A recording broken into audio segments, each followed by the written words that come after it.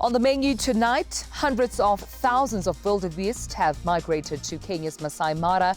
An 11-year-old Nigerian is spinning gracefully into the heart of millions around the world. This as we bid farewell to Women's Month. Well, I'll chat to CEO of Entrepreneurship Wines, a wine brand founded by a black woman based in the East Rand of Johannesburg. So bonjour, dumela and welcome. I am Dumelo Mototwane and this is #Africa.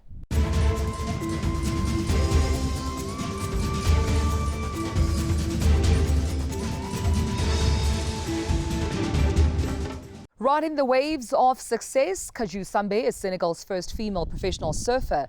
The Olympic hopeful is inspiring a generation of young girls to defy cultural norms in the Atlantic waves off the capital of Dakar. When I am in the water, I feel something extraordinary. Kaju Sambe's passion for surfing led her to become Senegal's first female professional surfer. It all started when she would go kayaking off the coast of Dakar, in her native Ngor, a fishing village in the Senegalese capital. I would always see people go surfing and I told myself, where are the girls who surf? I thought, why don't I go surfing? Represent my country, represent Africa, represent Senegal as a black girl, as a girl. In a region where women are expected to get married and stay at home, it took work to break with tradition. Her family held her back from surfing for 2.5 years. After being discovered by Rhonda Harper, founder of the US-based Black Girls Surf, Sambe went to California in 2018 to train. She arrived without a cent in her pocket, speaking no English, and with a wild, free surf style that needed taming for competitions. Rhonda Harper. It's like trying to take a tornado, right, and put a rope around it and wrangle that thing down, because she's such a dynamic surfer that it's hard. Sambe is now training young girls to surf at a camp on Yoff Beach. What I say to the young girls who start surfing is that I always advise them not to listen to other people, to block their ears, concentrate, go ahead, focus on their training, not listen to others, because I went through this myself with people talking and I stopped surfing. Black Girls Surf have set up 4 schools in Africa, in Ghana, Liberia, Senegal and Sierra Leone. They're working on a 5th one in Ivory Coast. Sambe is looking forward to competing in the Tokyo Olympics until they were postponed. She says she will keep training for the Games and never give up on her dream. Colleague Nombuso Ngumalo, CEO and founder of Ndlovukazi Wines. Well, she's also the founder of Ice Queens, an ice-making company, and she invited us to her beautiful home in the East Rand of Johannesburg for a quick chat. Colleague, thank you so much for your time and welcome to #Africa. Thank you so much, Sister Melo. I'm honored to have you guys here. We are honored to have you. I mean, we are celebrating a black South African woman who's breaking grounds. You are the founder and CEO of Ndlovukazi Wines at an ice company called Ice Queens. When did you know that wine and winemaking was where you're meant to be? 2 years ago, then I moved to Cape Town and I used to go to all those wine estates and I enjoyed it so much. I learned so much about the culture of wine, the culture of winery. We just take it as a drink. In the Western Cape, it's like a lifestyle, you know. People cultivate, people harvest, people do all these things. It was something that I thought, actually, I can do this. What have you learned about wine? I mean, take me through the technique, because like you said, for some of us, you know, it's just a drink you buy at a store. And now that it's level 2 lockdown, you just, you know, simply purchase your beverage. But for you, there's a whole process that you have to go through as a winemaker. Take me through it. From the harvesting, they pick the grapes, they put it in the sorter, they choose the perfect grape. You know, I think that's what entertains me or makes me feel like passionate about it, because they sort it out, they choose the best, and that's what God does to us as well. He chooses the best to be at that time. You choose the grapes, you ferment the grapes, you stay some time and let it ferment, you know. With the white wine, it would be like without the skin. With the red wine, it will be the skin, because you want to draw out that flavor, those cultivars. You want to have those tannins within the wine.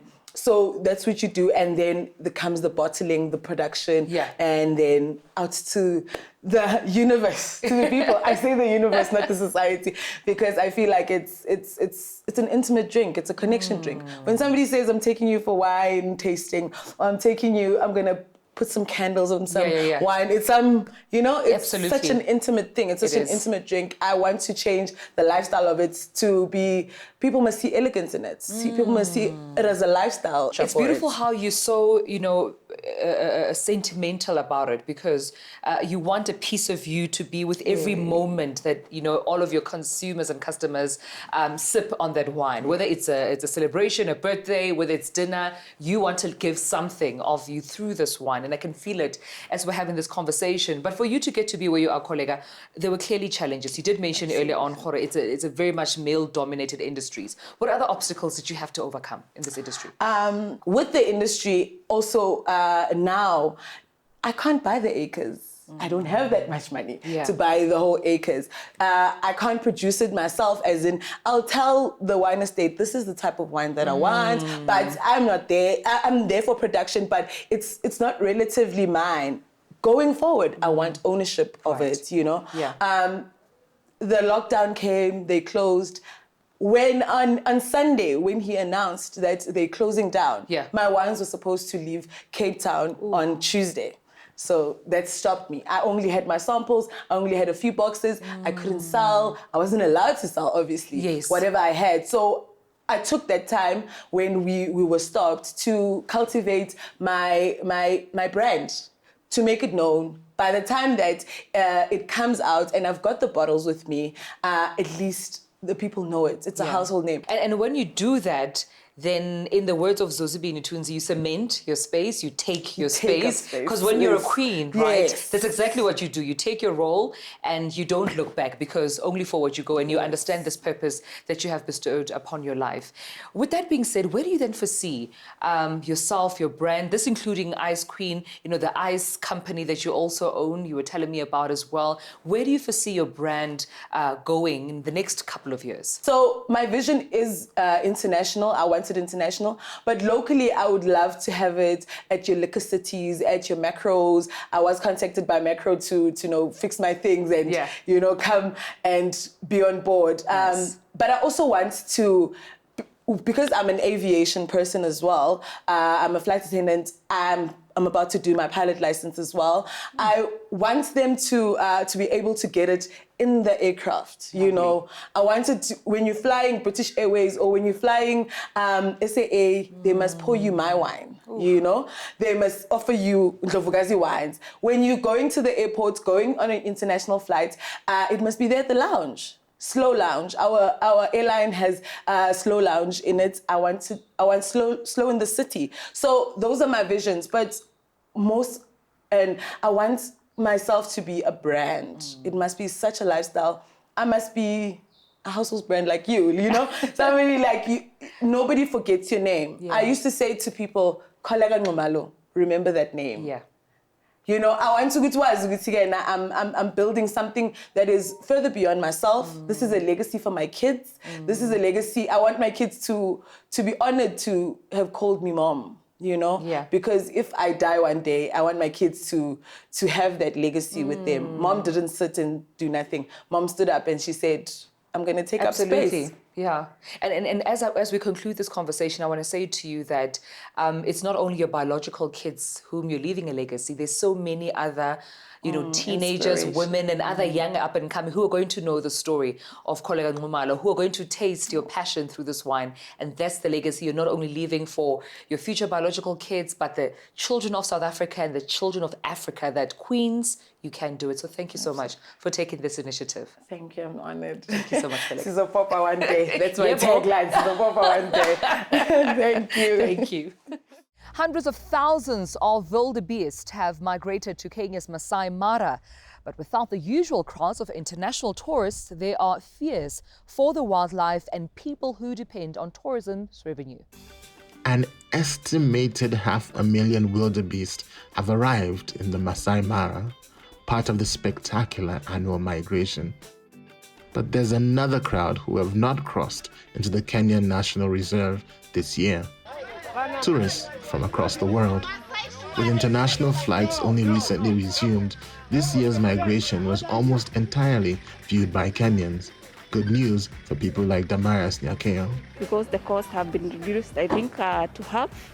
And we feel now it is affordable for us to come and see the nature and the beautiful things that are around our country. I never thought that I would have an opportunity to come to Mara, but I thank God that I've had that opportunity. But it's bad news for those who depend on the tourism industry. Maasai elder Jackson Karasi says since tourists stopped visiting, they've been keeping busy tending to cattle and building their homes.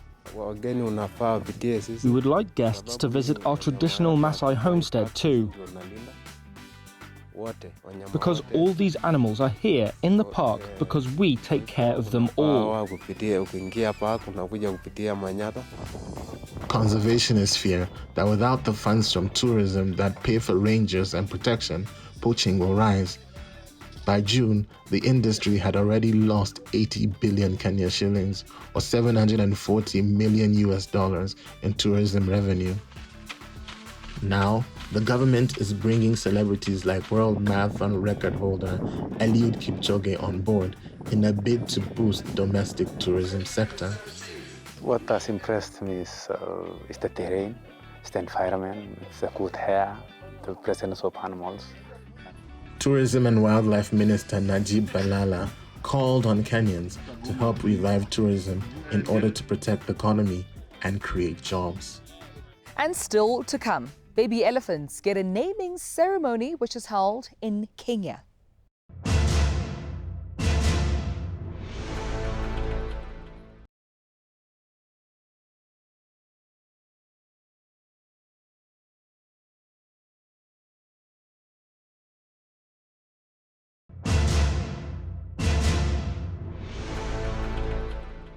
Closure of places of worship to prevent the spread of the coronavirus affected activities of churches nationwide. But O Santos app in Nigeria is making Sundays feel like church once again. A mobile phone app is helping Nigerian worshippers to stay in touch with God virtually. Churchgoers like Henry Okolo can check in on the app every Sunday morning to listen to a virtual service. The father of two has used it to help his family pray at home while churches are closed. The El Santos app was created last year by Nigerian tech firm Appler's Dome Limited. It allows Catholics to not only attend services, but also reserve time with priests and make financial offerings.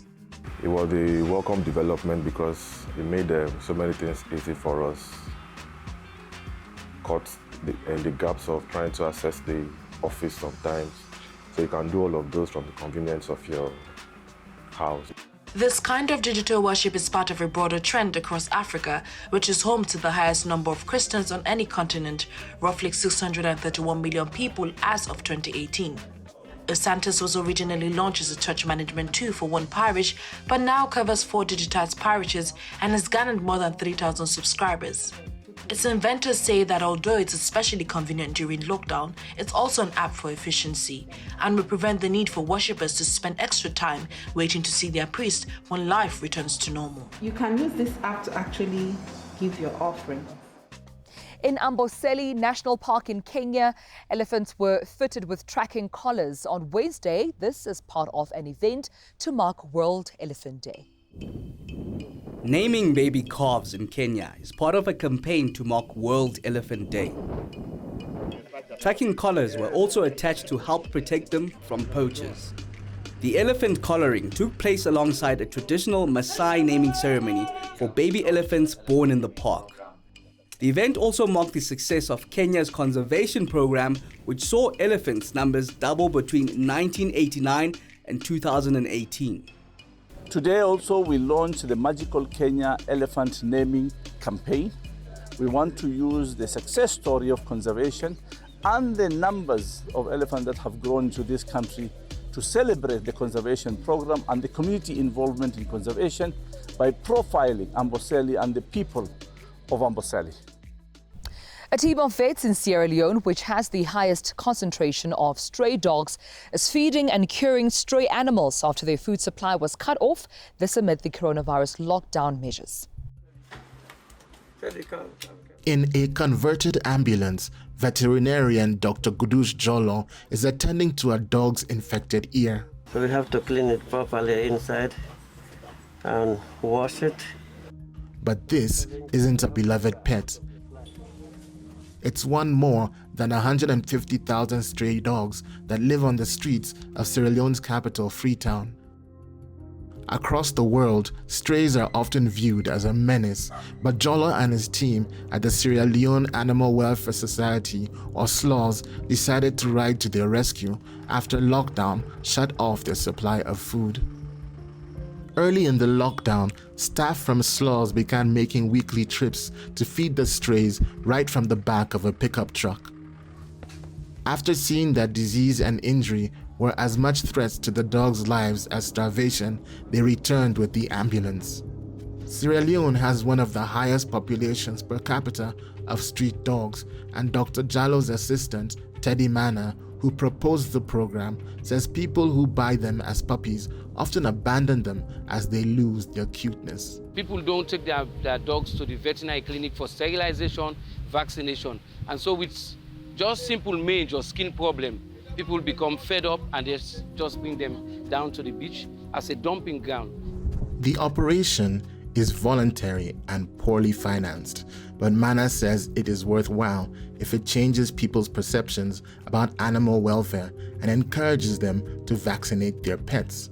And by saving dogs on the street, Jallo says, they're also saving people from getting bitten by diseased animals. Well, after the break, an 11-year-old Nigerian is spinning gracefully into the heart of millions around the world.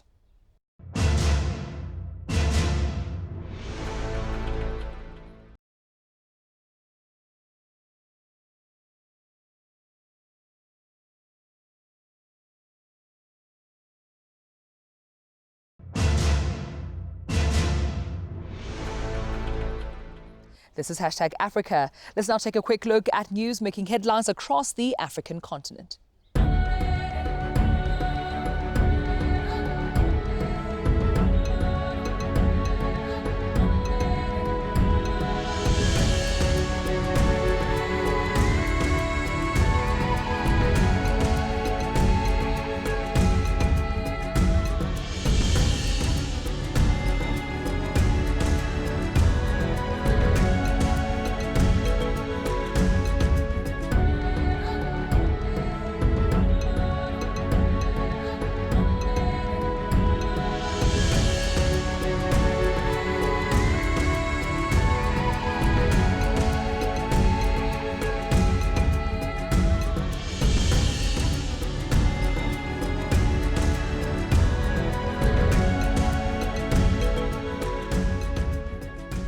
Kylie Hlakumalo, our correspondent, has the latest on other news making headlines. Zimbabwe appears to be on the cusp of a crisis once again. South Africa's neighbor is being accused of violating human rights and harassing activists, including journalists who have exposed corruption. We are having a bit of a challenge around human rights abuses, around the escalation of violence against citizens, around issues of arrests that are arbitrary, particularly arrests of journalists, Mr. Chimono being a case in point. President Emmerson Mnangagwa has vowed to flush out opponents whom he claims are backed by foreign forces. But Zimbabwe's opposition parties say South Africa must step in now. We don't have to wait for an implosion. We don't have to wait for blood to be on the streets.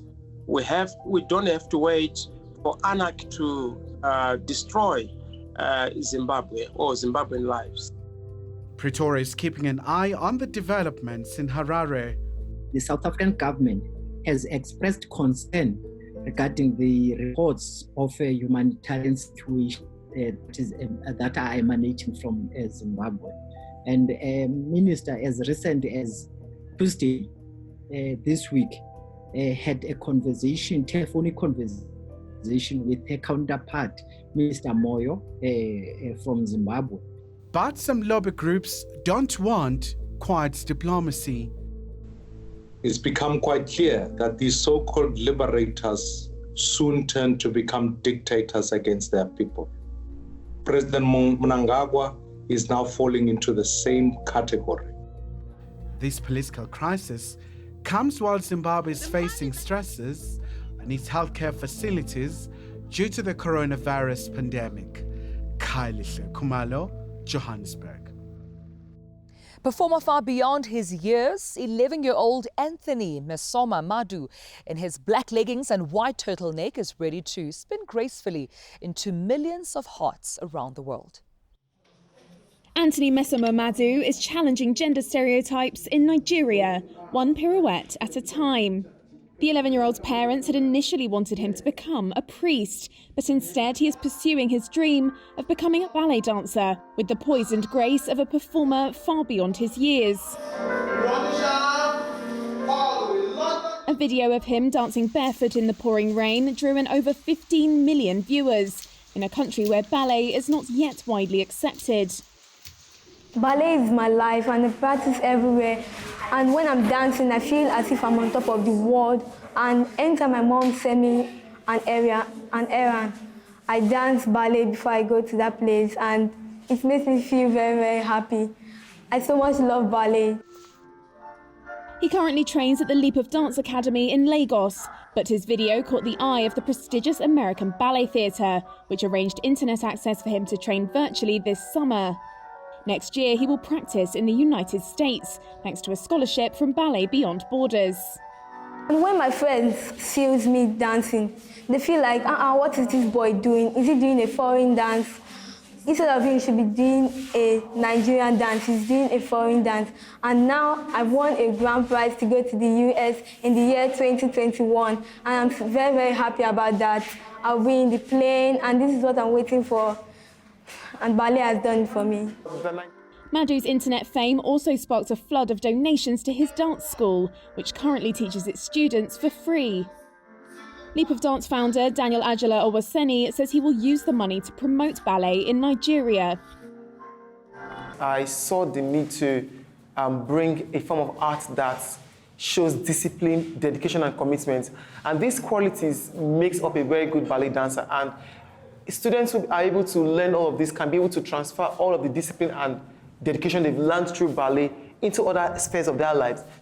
The academy was founded in 2017 to help kids who could not afford the luxury of ballet classes. And that's it from me, Tumelo Mototwane. Keep the conversation going on Twitter. We are at Africa_ENCA. But I'll leave you with these beautiful pictures from our continent. Until next time, goodbye.